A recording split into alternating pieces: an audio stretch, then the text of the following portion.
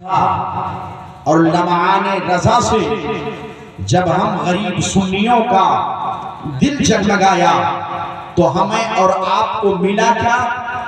قرب مولا کا پتہ. ذرا محبت سے بولیں سبحان اللہ. قرب مولا کا پتہ، نور کے ساون کی گھٹا. قرب مولا کا پتہ، نور کے ساون کی گھٹا، یعنی ایوان رضا، دودھ چراغان رضا، یعنی ایوان رضا، دودھ چراغان رضا. اور مقدے میں شاعر کہتے ہیں علم ہو، فضل ہو، محبت کے ساتھ سماعت کریں. علم ہو، فضل ہو، تقوی ہو، تقدس ہو، جمال. علم ہو، فضل ہو، تقوی ہو، تقدس ہو، جمال. سارے ابواب کا جامع ہے یک عنوان رضا. سارے ابواب کا جامع ہے یک عنوان رضا.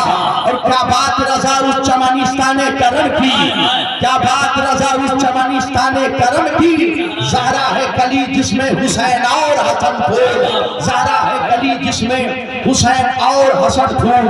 عزیزان ملت اسلامیہ، میں نے جو قرآن کی آیت مبارکہ تلاوت کی ہے، اللہ جل مجدہ الکریم اپنے مقدس کلام میں ارشاد فرماتا ہے وَاصْبِرْ نَفْسَكَ مَعَ الَّذِينَ يَدْعُونَ رَبَّهُمْ بِالْغَدَاةِ وَالْعَشِيِّ.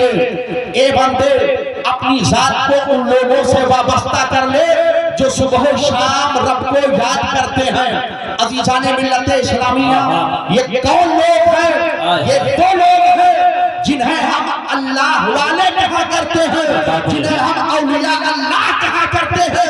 ان لوگوں کا معاملہ یہ ہوا کرتا ہے اگر سوتے ہیں تو اللہ کو یاد کر رہے ہیں، جاگتے ہیں تو اللہ کو یاد کر رہے ہیں، چلتے ہیں تو اللہ کو یاد کر رہے ہیں، اٹھتے ہیں تو اللہ کو یاد کر رہے ہیں، بیٹھتے ہیں تو اللہ کو یاد کر رہے ہیں، کھاتے ہیں تو اللہ کو یاد کر رہے ہیں، طرز تکلم اختیار کر رہے ہیں تو اللہ کو یاد کر رہے ہیں.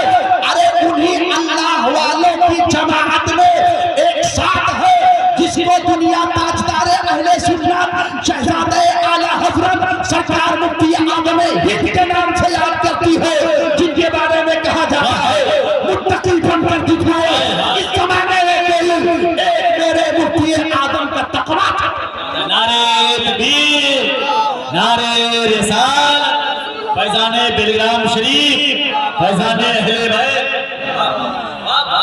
جنہیں مفتی اعظم ہند کہا جاتا ہے، یہی وہ مفتی اعظم ہند ہے جنہوں نے حکومت کی آنکھ میں آنکھیں ڈال کر کے اور فتویٰ دیا تھا کہ نسبندی ناجائز و حرام ہے، حرام ہے. ارے سنو، جب دیوبند کا دارو دفتہ پھٹ گیا تھا اس وقت بریلی کی سرزمین سے رفع کا شہزادہ اٹھا تھا اور اس نے کہا تھا نسبندی حرام ہے، حرام ہے.